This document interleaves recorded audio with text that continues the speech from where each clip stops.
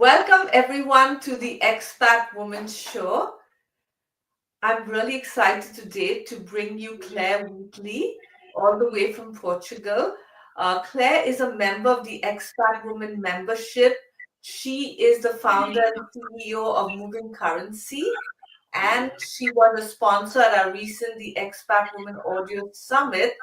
And I'm really excited to have her to here. We're going to be talking about a very important topic, which is moving currencies abroad.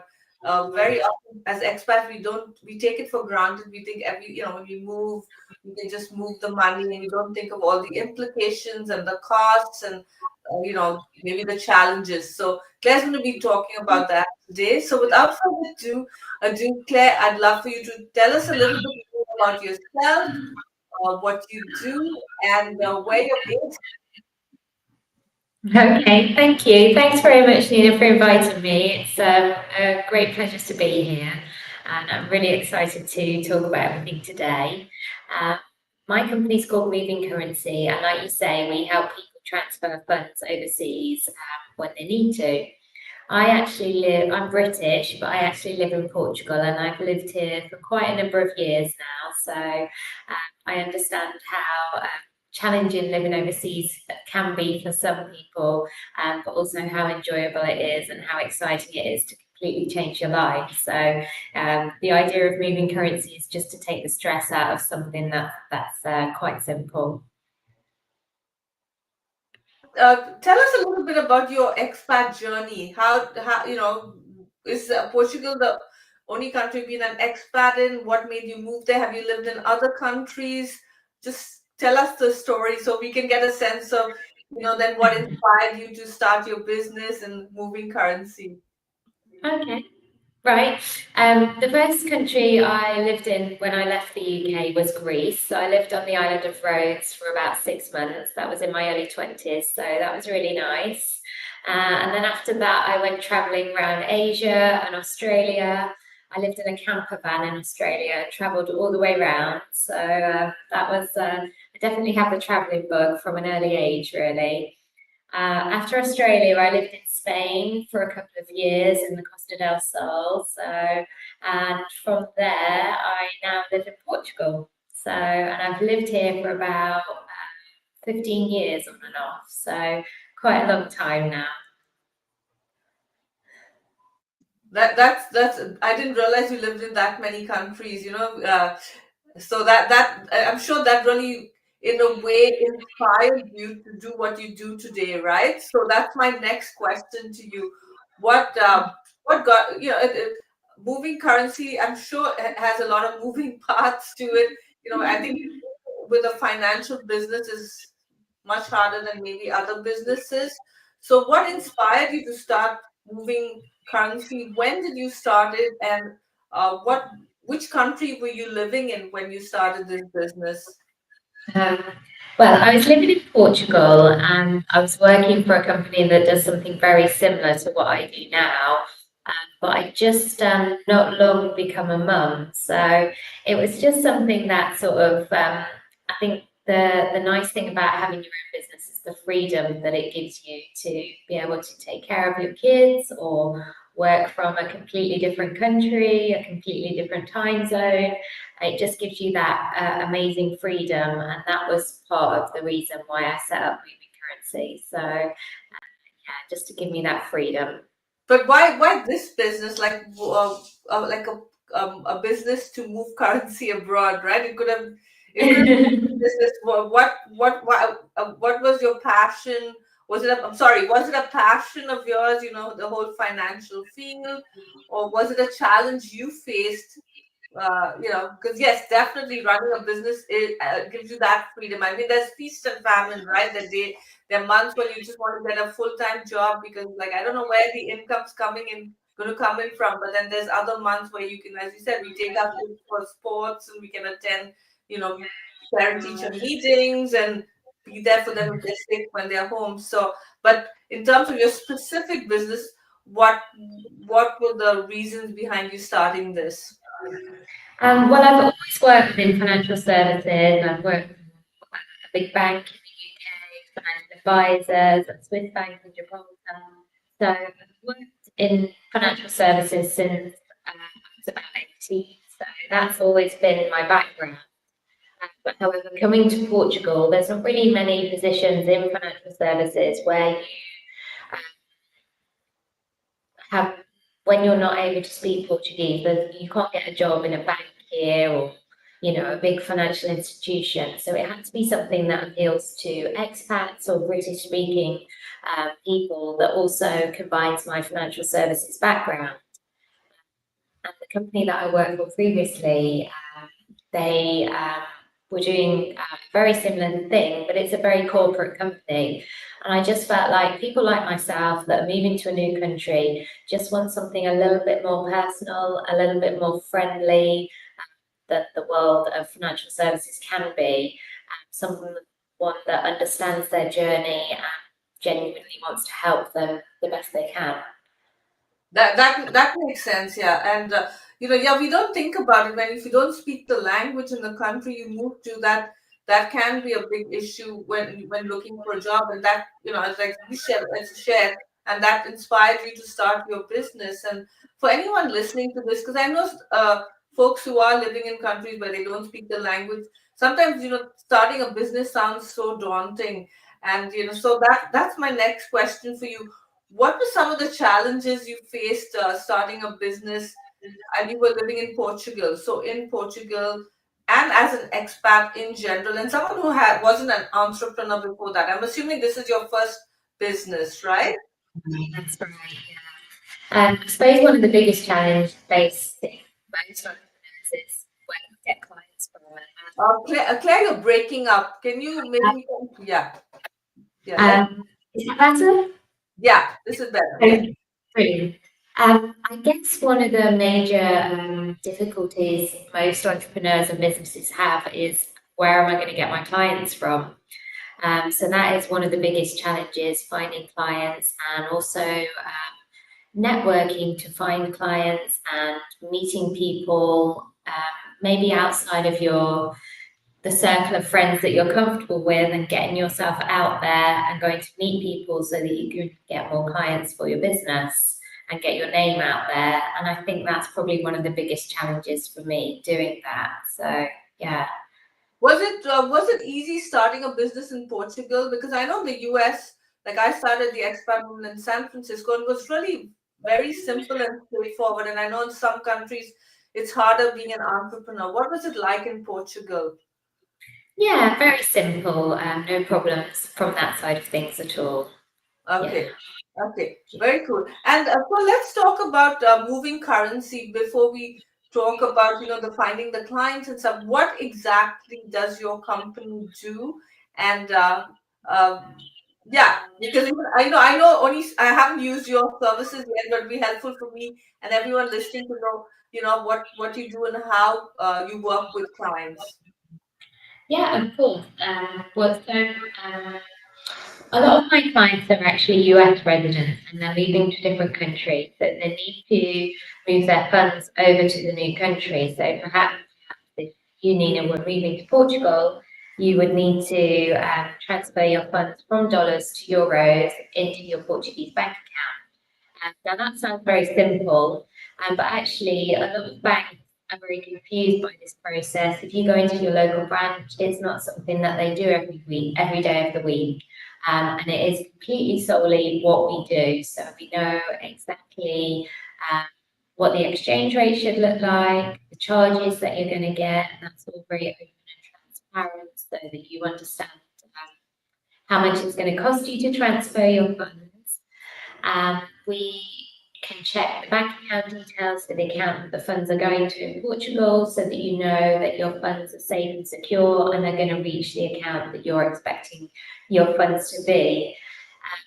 Our US dollar account is US based, so if you were transferring funds, all you would need to do is arrange a normal domestic bank transfer to our account, and then we'll take care of the rest, converting your funds to euros and putting it in your account in Portugal.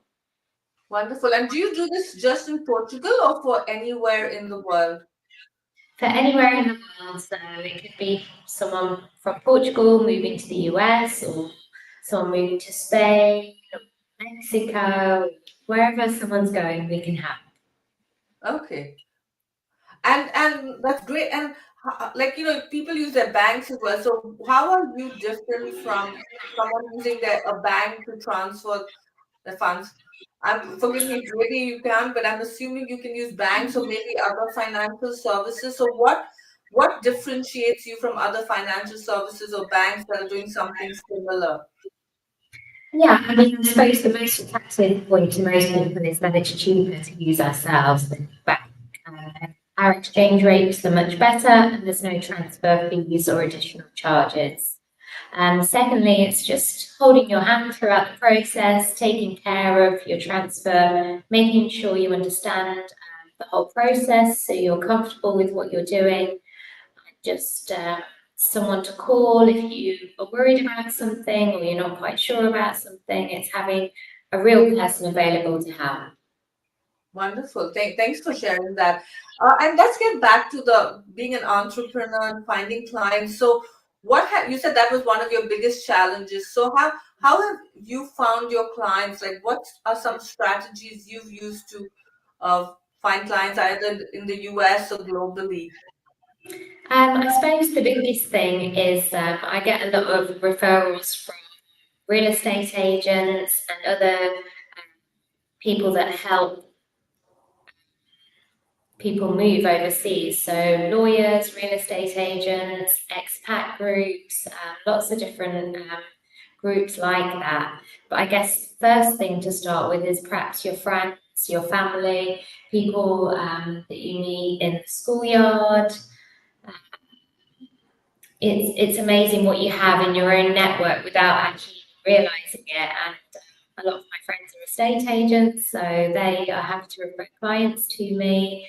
And it's just looking within your own network first, and then attending all of these networking events too, local, online, and making the most of those as well. Those are great strategies because I think what you're saying is collaboration and partnerships, because very often you try to do it alone or you people spend a lot on ads and Facebook ads, and I think referrals definitely are the way to go. And in your case you've been so strategic because, as you said, you know where your target audience is and who's working with your target audience, right? Which is realtors who are helping people who find um, housing abroad or loyal. So I really love that. That's a wonderful tip, and thanks for sharing that. I have to look at my questions because okay. So what advice would you give to expat entrepreneurs who are trying to navigate financial challenges, especially with international transactions? It could be expat entrepreneurs or expats in general. Yeah, I suppose it's just speaking to someone that does it every day that can help you. You can always send me a message or an email and I can help reassure you. It's all really, really simple, but I know that when you see exchange rates and foreign bank account details, it can feel a little bit overwhelming. So it's just, it's not something to worry about. It's just having someone to reassure you at the time that you need to do your transfer.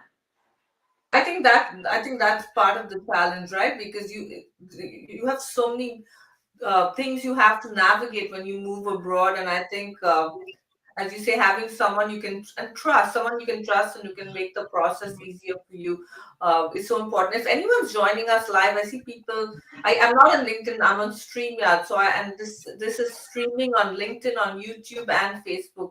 So if you're joining us live, or if you're watching the replay, if you have questions, you want to introduce yourself, you want to know where you're calling in from, let us know in the comments so we can keep this conversation going. So let's talk about Portugal in terms of being an expat there. What is something you really loved or love about this country? It was like, wow, this is amazing. This is why I want to live here. Yeah, I mean, the beaches here are absolutely amazing. I would say they're some of the best in the world. I think you guys Um, need to come closer to the microphone. Yeah. So, the beaches here are amazing, some of the best in the world. The people are really, really friendly. I mean, it's just very safe here. I've never had any safety issues, so just having feeling like that is freedom, isn't it? Yeah, it's a really lovely place to live. And what was something challenging, like when you first moved here, besides the language? Like, what is something you, because also I know a lot of expats in our community are looking to move abroad, and Portugal is like ranked one of the top places for expats. But what are, and again, our community is from the US and Europe and other countries. What is something that people need to know before they move to Portugal, so that they can come prepared? Yeah, I mean, I didn't know. It was a long time ago when I moved here, and I suppose what I didn't have was a network here when I first moved, and now I have a great community of friends. They're almost like family. Because we're all in the same situation. Some of us are expats or living away from family. So it's nice to have that sense of community. And it's just having the patience to realize it just takes a little bit of time to build that up, doesn't it? And to meet new friends and to find your people. So it's just taking time to do that. Right. So it's really finding the network, the community. And I think that's, I recently ran a poll on LinkedIn. Actually, I'm running it. And I said, what is the most important thing for you to find when you move abroad? And community is on the top of everyone's list, because I think when you find community in the right people, especially other people who might be experiencing similar challenges or who have experienced them, they kind of understand you, they get you. It's really great to also get to know the locals, because that they give you an insight into the country. But I think people who have moved to a country have a different perspective, and can definitely guide you and also understand you, because we're not just looking for guidance, we're looking for other people who are on the same path as us, to figuring out the country. Yeah. So let's talk about you've been in the financial industry for over 20 years. What are some trends you've noticed in how people move money internationally today? Yeah, I suppose it's changed massively, hasn't it, since COVID and everyone started working from home, and everyone has more freedom to live in completely different countries and move overseas. So I see that my business has grown a lot since then. I see that the expat community in Portugal has also grown a lot since then. There's a lot more people living here than when I first moved here, and my clients are moving all over the world, to Spain, to Mexico, to Panama, and it's really interesting to see how the world is opening up for everyone, and nobody seems to want to stay in the place they were born anymore, which is really nice that everyone's exploring. With regards to financial services, I guess everything's a little bit more advanced than when I first started. Everything is more automated. So what I like to do is bring things back to a personal level, because it's really hard to speak to someone sometimes when you've got a problem. You'll call the number for your bank and you'll get a recorded message or a machine, and you have to press this number and that number. So I think it's just going back to that old-fashioned personal service really helps people, and people generally like to speak to a human still. Yeah, no, that's a great point, and maybe that's why you've been successful, because it is so frustrating. I mean, every service, and I think especially when it comes to your money, right? You want to know it's not automated, or having a human is so reassuring. In terms of your business, are you doing this alone? Do you have people helping you? Do you have a team? What's it like? Yeah, I mean, I have a payments team in the UK, so they help me out with that side of things, and I have a virtual assistant that helps me as well. So I do have a few people helping out, which is great.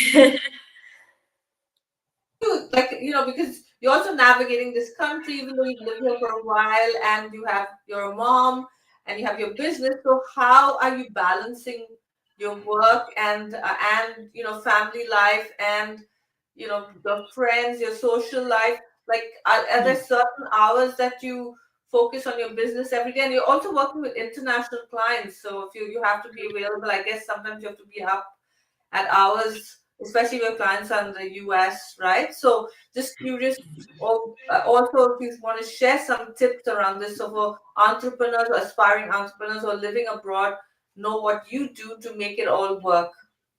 Yeah, I mean, I think as a mum as well, it's hard to pull it all together sometimes, isn't it? But I'm a morning person, so I'm usually up very early, working for an hour or so, and then I'll go out and exercise, and then I'll take the kids to school, come back, work some more.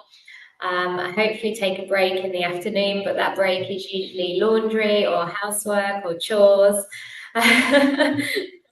And then again, I'll perhaps be working in the evening just to help out my US clients because they're in a different time zone. So it's just a few hours here and there throughout the day and kind of fitting it in around my life as well. Right, right. No, and it's actually organized. Like, looks like you have like a kind of fixed click schedule, but I'm sure it's also flexible if something comes up. So I think that's very helpful too, because you can get sometimes I neglect all the household chores because I'm so caught up in the work that I have to do, and then the house is a mess, and that doesn't really help when you're working from home. So I think having a kind of schedule is helpful. So, what's one piece of advice you wish you would receive before starting your own business, if there was any piece of advice you wish you had known about? Um, that's a good question. Let me think about that. What would I know? I think it would have been the advice to look at your friends and family first, and the people that you have already in your phone contacts or Facebook or Instagram can usually connect you with the people that you need to collaborate with. And they're like your most valuable resource, your biggest supporters. So it's great to just look at that network first. That's a great piece of advice. And but how do you approach them? Because sometimes it's hardest to ask friends and family for help. So, what's the strategy you used that didn't make you feel too icky about asking your friends and families for you? I guess it's like maybe just wording it like, could you think of anyone that might need this service, or do you have any friends that I could collaborate with that this service might be helpful for them? And then they might turn around and say, look, I really need this service. So it's kind of reaching out in that way. Right. No, that makes sense. Where you're not selling to them, but you're really asking them for referrals and recommendations. And when it comes to partnerships, say you've partnered with a real estate agent, say in Portugal, who's helping people find Yeah. jobs. Is there a group, or is it just like, how does that work when you partner with agencies that are involved with relocation and working with expats?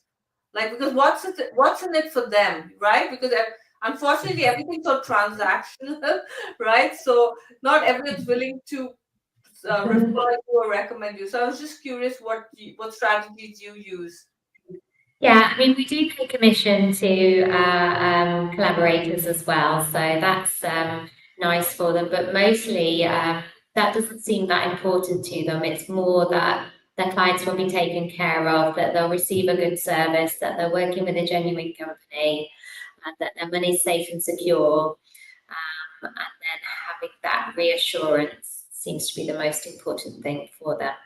Right. And I suppose you return the favor, right? Because if you have a client, Absolutely. so so maybe there's commission with some partners, and then with others it's just we recommend each other. But it's not a formal referral group. It's more like it's more informal, right? It will sound like, because I Yes, know some people have, yeah, some people have, expats in some countries have very formal referral groups, and even here I know in the US, not expats, but there's these business groups where they only allow one person from a specific field to be part of that group, and then they all refer each other, so that you can't have two realtors or two financial advisors.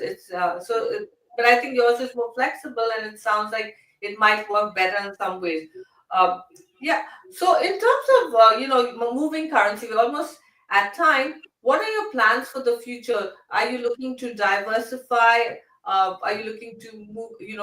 Work with new countries? What are your plans?